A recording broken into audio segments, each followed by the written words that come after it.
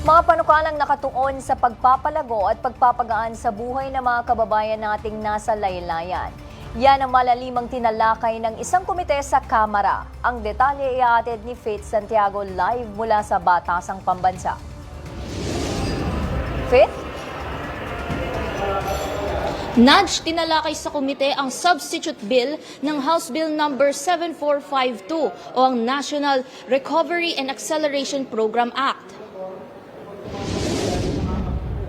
Pinangunahan ni Committee on Poverty Alleviation Chairperson Gloria Macapagal Arroyo ang pagpupulong kung saan inisa-isa ang draft committee report na isinagawa ng Technical Working Group. Ang House Bill 7452 o ang National Recovery and Acceleration Program Act ay layong gawing mas inklusibo at sustainable ang pag-unlad at pagbawas sa economic at social disparities sa lahat ng rehiyon sa bansa. Sa pamamagitan ng programa, makakabuo rin ng framework para sa mas equitable, inclusive na sustainable development.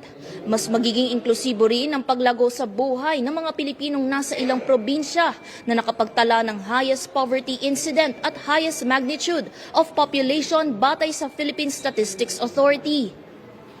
Makakatanggap din sila ng priority support sa loob ng 6 na taon o hanggang sa bumaba ang kanilang poverty incidence ayon sa 3-year evaluation ng Department of Economy, Planning and Development o DepDev.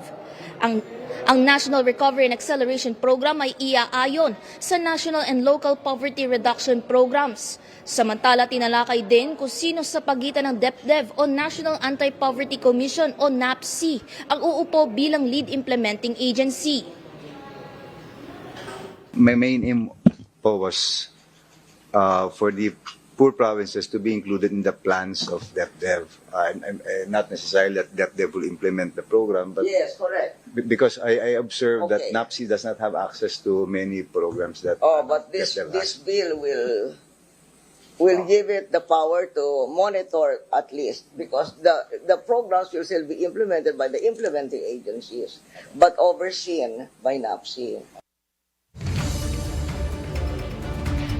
Gayun din kung saang ahensya ang magiging alokasyon ng pondo.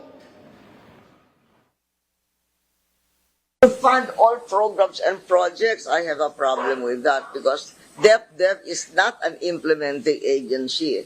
So the fund cannot all go to the DepDev. Like for instance, if they need more CCTs, it will not go to the DepDev. So that's can you flag that we have a problem there.